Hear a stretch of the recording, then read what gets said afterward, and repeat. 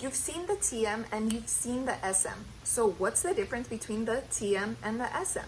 And why should you care? Hey everybody, my name is Marcella Dominguez, and if you are new here, I help small and medium-sized companies protect their brands online and offline, which I have been doing for a pretty long time now. If you're interested in seeing the long list of wonderful people I have worked with, make sure that you head to marcellatm.com. But in today's video, I want to explain to you what in the world is the difference between the SM and the TM. So if you haven't watched this video already, make sure that you stop and you watch this video first, because this one will give you a wonderful overview of what the TM, the SM, and the circle R actually mean. But this video is going to be a little bit more focused on TM and SM specifically. So I know that you all have seen the SM. So what does the SM mean? It means service mark. I know you've seen the TM. What does the TM mean? It means trademark.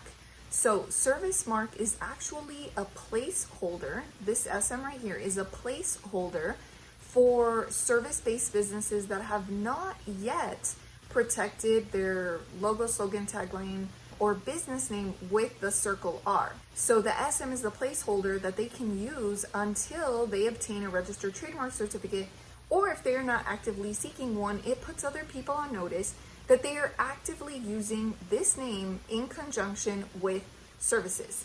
So can I give you an example? Well, sure I can. Let's say that you are in the business of providing software as a service. Let's say that you are a legal professional offering legal services.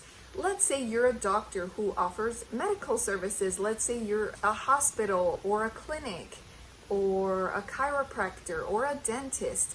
All of those are services, right? And so you would be protecting your logo, your business name, your tagline, any of that with a service mark. So if you have not registered the trademark, then you would be using the SM symbol. So would you still use the SM symbol even if you have submitted an application?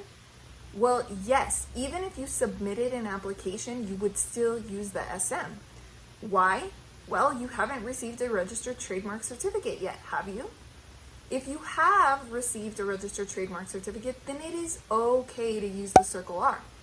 But if you have not, and you have already submitted your application and you are still waiting, then you still have to use an SM if you are a service-based business. And the benefit is you're putting other people on notice that you are using this name. So again, it's a placeholder. It's kind of like telling people, hey, I'm here and I'm using this name. So don't use it. Now a trademark is very, very similar.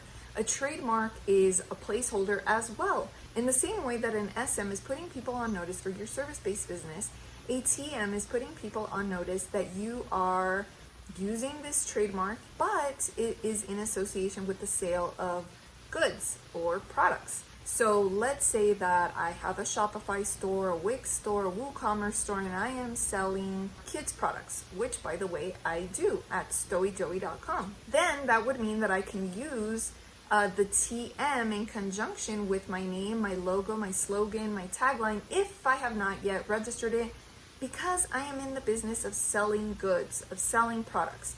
Now, if you also sell shampoo, watches, eyelash curlers, tank tops, lamps, couches, rugs, then you would also be using the TM, because those are goods, those are physical products.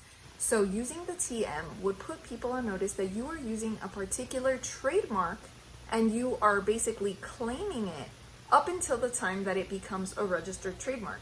Now, using an SM or a TM doesn't necessarily signal to anybody that you are in pursuit of a registered trademark.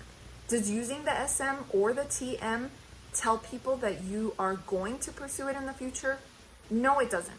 Using these is only a placeholder, and you can only read into it insofar. So don't read into it. If you see a TM or an SM, don't assume that they're pursuing a registered trademark, because that is not always the case. But it is the case that they are trying to put people on notice that they are using this trademark, even though they may or may not be actively pursuing a registered trademark. So if you learned more than you knew before you started watching, make sure that you give me a thumbs up, and make sure to watch this video right here, which will be very beneficial to you if you are just starting your trademark journey. make sure that you grab my free trademark cheat sheet down below. And if you need some trademark resources, make sure you also visit the DIY legal shop down below.